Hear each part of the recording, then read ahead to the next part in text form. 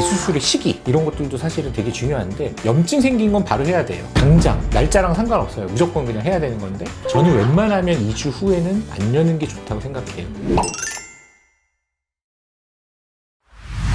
코는 몇 번까지 무셨어요? 기억에 남는 거는 한 10번째는 넘었는데 외국 분이셨어요. 코가 이렇게 구축도 일어나고 그래서 안에를 열어봤더니 그 연골 구조 이런 거 있잖아요. 그런 것들이 많이 오그라들어 있고 날개 연골이 다 부서져가지고 코끝에 요 안쪽에 여기 찌그러지고 이걸 어떻게 할까 하다가 귀 연골도 떼고 뭐 이렇게 여러 가지 연골로 이제 해가지고 날개 연골 모양으로 다시 만들어줬어요. 그렇게 여러 번 이제 수술 한 10번째 뭐 이렇게 그런 수술들을 해본 적도 있고 그리고 뭐 한 5번째 뭐 6번째 이런 환자분들은 꽤 많으신 것 같아요. 근데 몇 번이 그렇게 중요한 것 같진 않아요. 물론 이제 회가 거듭할수록 조직 손상들이 많아지고 흉터가 우리가 수술하기에 안 좋은 그런 컨디션으로 바뀌어요. 근데 재수술의 시기 이런 것들도 사실은 되게 중요한데 염증 생긴 건 바로 해야 돼요. 염증을 그대로 두면 정말 영구적인 구축과 피부 괴사 뭐 이런 거 일어날 수 있잖아요. 그런 문제가 생기면 당장 날짜랑 상관없어요. 무조건 그냥 해야 되는 건데 만약에 그런 게 아니다. 그냥 모양이 조금 마음에 안 들어요. 이런 거는 사실 저는 웬만하면 2주 후에는 안 여는 게 좋다고 생각해요.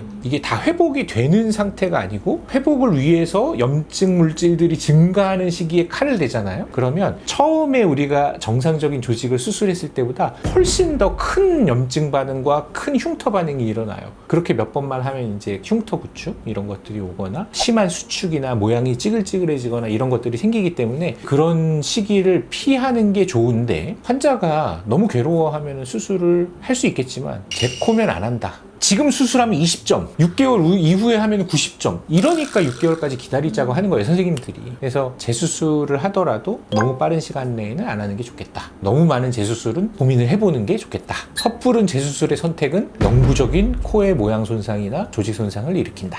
근데 그럼 그건 어떻게 생각하세요? 코 재수술은 위험하다고 수술하지 말라고 하시는 분도 있단 말이에요. 물론 그 선생님 말씀도 이해가 되는 게 어쨌든 간에 칼을 대면 흉터가 더 생기고 조직이 망가지고 이렇게 이제 안 좋은 점들이 분명히 있어요. 그러면 우리가 득실을 따졌을 때 우리 환자분은 예뻐지는 방향으로 가는 게 50%, 나빠지는 방향으로 가는 게 80%. 그러면 우리 환자분은 수술을 안 받으시는 게 더 좋을 것 같아요. 여기서는 더 문제가 있을 것 같아요. 근데 예를 들어서 나빠질 확률 한 10%, 좋아질 확률 90%. 그러면 수술하시죠. 제가 최선을 다해보겠습니다. 이렇게 되는 거죠. 절대적으로 재수술을 하면 안 된다라고 하는 거는 성형외과 의사가 그런 필요 없는 거죠. 이제 의사들은 환자들의 어려움이나 고통을 좀 개선시켜줄 의무도 있는 거예요. 그래서 저희는 그래서 계속 공부를 하는 거고 더 개선을 시킬 수 있도록 노력하는 거죠. 그리고 어느 정도 그게 합리적인 결과를 도출할 수 있다면 환자들한테 이런 방법이 있다라고 제안을 하고 그 수술을 하겠냐라고 물어보는 거예요.